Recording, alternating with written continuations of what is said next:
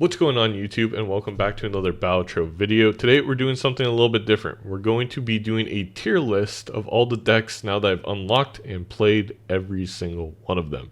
We're going to just go in order from the first to the last deck when it comes to how you unlock them in the game. And that first deck is the red deck. So the red deck, I really want to put it into the mid tier list, but I'm going to actually put it D in bad. So the red deck, you get +1 discard every round. It's not the worst thing in the world, but as you move up in higher difficulties, higher stakes, the +1 discard is not nearly as good as the +1 hand every round that blue gives you. And I think that distinction is enough to put blue into the mid tier, red into the bad tier. And I think when you look at blue, it is the definition of a mid deck. You're getting a little bit of a benefit plus that with that +1 hand. Definitely helps in the start of your runs at those higher stakes. In general, it can help throughout the entire game, even if you're playing at the base stake difficulty and you're going for high scores. It's not the end all be all of decks, but it's very mid. And red is just a tier below that. It's just not as good to have a discard over having that extra hand to play. So now we start getting into a little bit more interesting territory, the yellow deck. You start with $10 extra. I thought about putting this into D, but the yellow deck is one of the few decks I actually had more appreciation for the higher difficulties I played. Starting out with that $10 extra in the very beginning of the game is extremely helpful, especially as you get higher and higher in stakes. It allows you to not have to start over nearly as many runs, and it's just solid. It really gives you that little buffer in the beginning of the game to go get a good joker, go on and go play. You know, it's not quite as good as blue. I would say it's kind of in between, but I'm okay putting it in the mid tier. Next, we have the green deck. You don't get any interest, but you do gain $2 per remaining hand and $1 per remaining discard. And this was kind of the opposite of the yellow deck. When I first played these on base stake, I thought for sure yellow was going to be in bad, green may even be in good, but as we got higher and higher in the stakes, and you get to like the gold stake, the very end, green is so hard to play, and the reason is you're not going to have many remaining hands or discards, so you're getting no benefit really from the green deck, especially in the early game.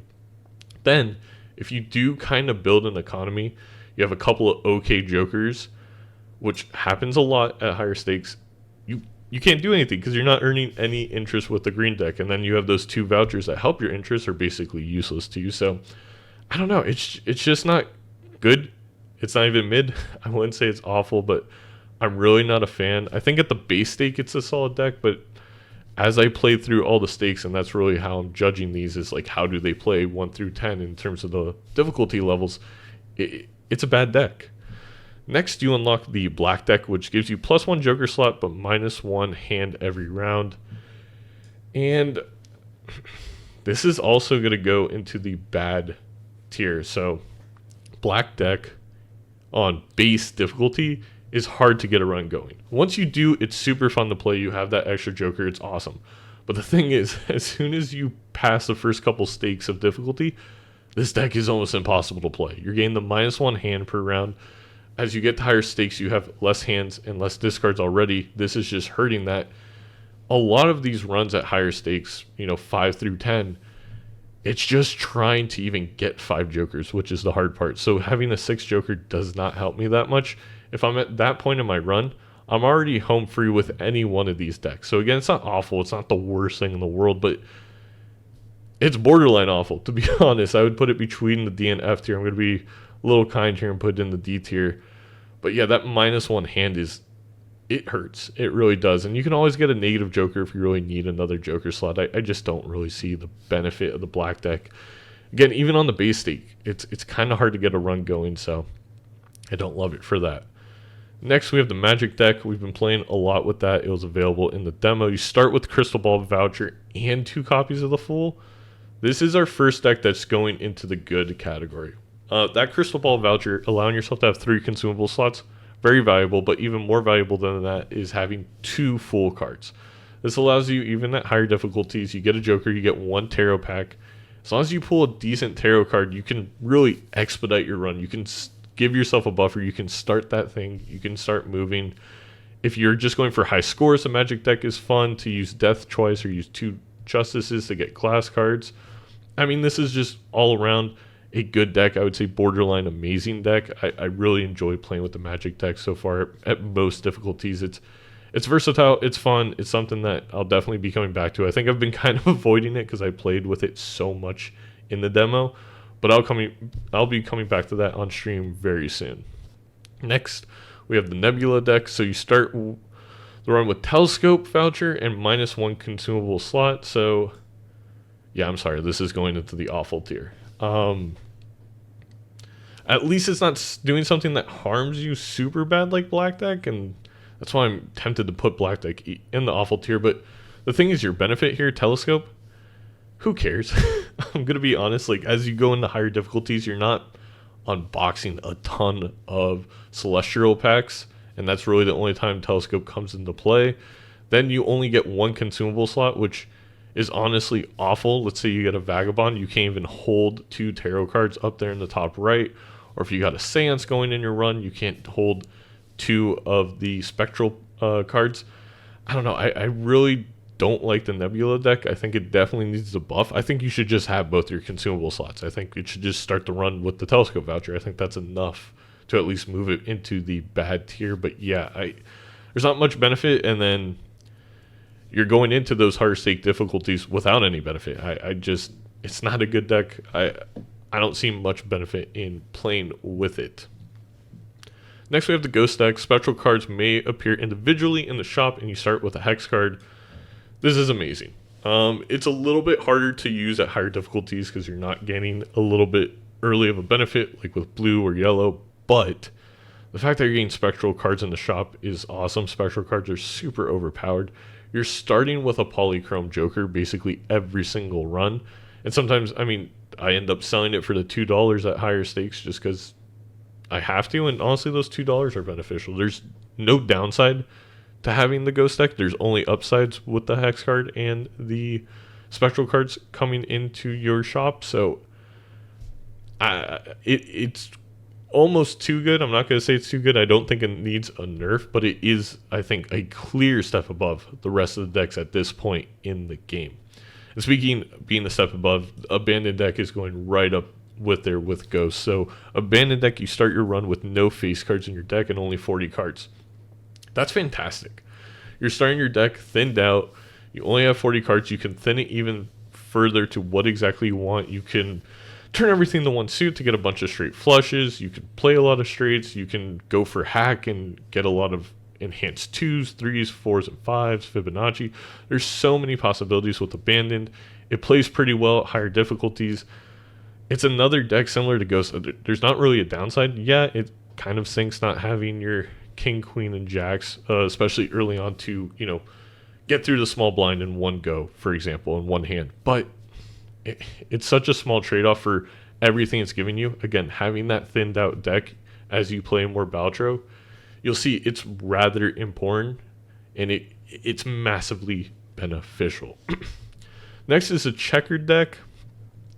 This is another one I was borderline putting in too good, but I think it's clearly in the tier with Ghost and Abandoned. So Checkered Deck, you start the run with 26 spades and 26 hearts. Flush City. That was the title of the video when I first played the Checkered Deck. You get to play flushes nonstop all the time. You could basically shift your deck to entirely one suit. And of course, you can always roll the boss blind. That would kill you, but you could either re-roll it or you never get it. There's a very, very slim downside to Checkered Deck and a lot of upside. This, so far to me, I haven't gone to the top stakes, but it's really played well at higher difficulties. I love Checkered Deck. It's great. I wouldn't say it's the greatest for high scores like Ghost or Abandoned or some of the others we're going to talk about, but in terms of getting through all 10 stakes, it's a really, really good deck. And then you can have some pretty great scores. You can start getting the flush fives, the flush houses, and you build from there. So I'm going to definitely put it in the amazing tier. Next, we have the Zodiac Deck. You start to run with the Tarot Merchant, Planet Merchant, and Overstock Vouchers. I was really torn what to do with Zodiac. I think I'm going to put it in mid, and the only reason it's surviving being put in bad is because of the Overstock Voucher. So first, let's talk Tarot and Planet Merchant. They're not horrible vouchers, but there's times where it can be hurtful. where you don't want to see those. You want to see good Joker cards in your shop, and you're seeing more Planet, more Tarot cards. And that's actually annoying. What kind of makes all things equal is again that overstock voucher right away, where you have 3 cards, and then if you're lucky to draw another overstock voucher and have 4 cards in your shop, that outweighs the annoyance of having Tarot and Planet merchant. So I would say it's very, very middle tier. You're not getting many benefits. I haven't played with it at super high stakes yet. I need to do that, so it could move down the bad tier, but I think for now it's mid. Its negatives are there, but it's not the worst thing in the world. So Painted Deck is the next one. +2 hand size, -1 Joker slot. And I think this may be controversial. I'm going to put it in good tier. Yes, -1 Joker slot is absolutely annoying. But the +2 hand size, when I played it on white stake and you're going for high scores, I was like, what's so special about this? As I got to higher stakes, and you lose a hand, you lose a discard, you get no money from the small blind, all that good jazz. Painted Deck was nice. I just like having 2 more. The +2 hand size is very beneficial. It makes it a lot easier to go through these runs. And again, there'll come a time almost every single run where you can skip and get a negative Joker, or you get the Spectral card to make a negative Joker, or something along the lines, and you can get that 5th Joker. It's not the greatest deck. It's not in this tier of amazing with Ghost, Abandoned, Checkered that really have no downsides, but has a very, very good upside to really counteract that downside of -1 Joker slot. I will take the 2 hands all day. It's a breath of fresh air after playing with something like the Black Deck where I have 1 less hand and 1 extra Joker slot. I go back to the Painted Deck. I'm like, oh, thank God. I have some breathing room with not drawing the best cards from my deck. Anaglyph Deck. After defeating each boss playing, gain a double tag. I'm going to put this in the mid tier. It's hard to get off the ground because there's no benefit to start. Then again, there's not really a big downside. The double tags can be extraordinarily useful, but I often find myself not needing them, if that makes sense. That I will admit I have not spent enough time with Anaglyph Deck, I think, to properly rate it like the rest of these, so it may be in the good tier. I would say it's borderline good and mid for me. Right now I'm just going to keep it in mid. But I could totally see it being played well and being good.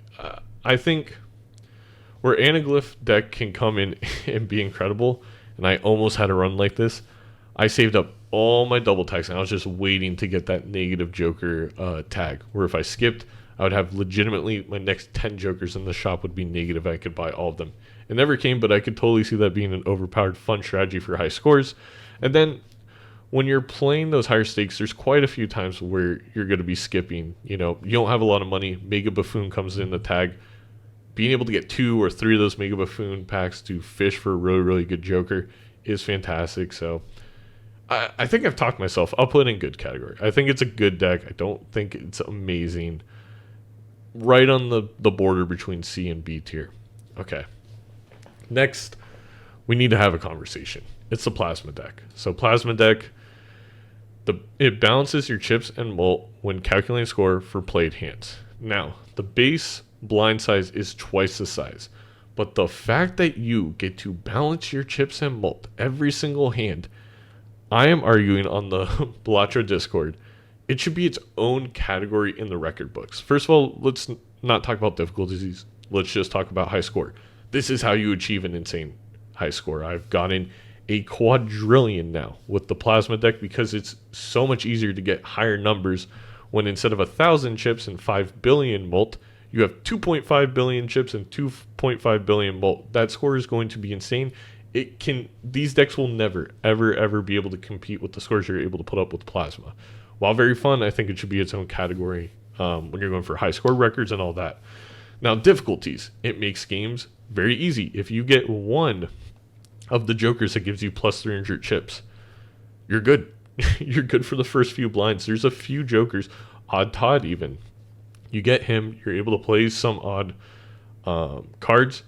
Because the chips and the mult are split, you're good.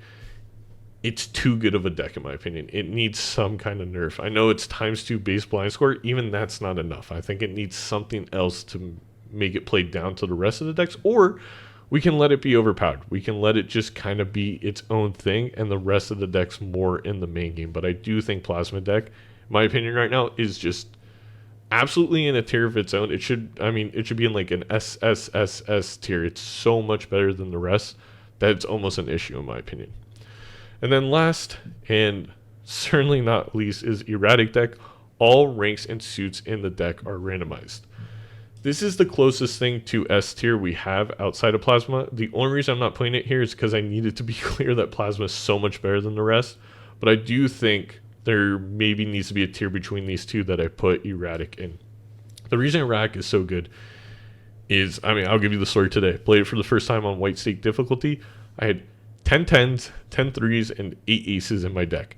Instantly, that makes it extraordinarily easy to cruise through the game. It doesn't matter what difficulty you're at. You're just getting 5 of a kind, hand after hand, or I saw another person get like, I think 24 diamonds. Boom. You're playing flushes, you're playing straight flushes, you're playing flush houses. It makes your deck oftentimes just so much better due to the erraticness, ironically, of it. And the fact that you're usually going to have a little bit of an unbalance. You're going to have too much of one suit, you're going to have too much of one rank, and those things are good in poker. You have a thing to target. You want to pull all those 3s out of the deck. You want to pull all those diamonds out of the deck. It makes the game a little bit easier to play. It makes it really fun to play, and while I've only played it on a couple difficulties, I could see it scaling very easily to the rest because it's just giving you a really, really, really great deck right out of the gate.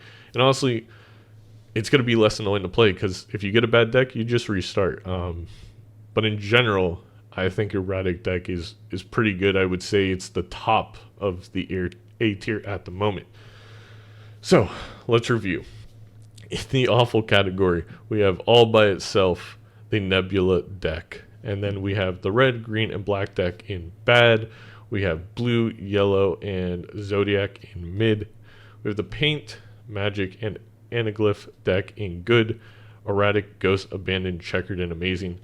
And then absolutely in its own tier, too good, overpowered, needs a nerf or something, is the Plasma Deck. And that's going to wrap it up for this video. Thank you guys for watching.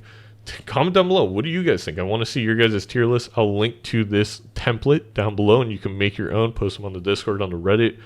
Let me know what your thoughts are. Hit subscribe if you're enjoying my content. Hit the like button if you like this video, and we'll see you in the next one very soon.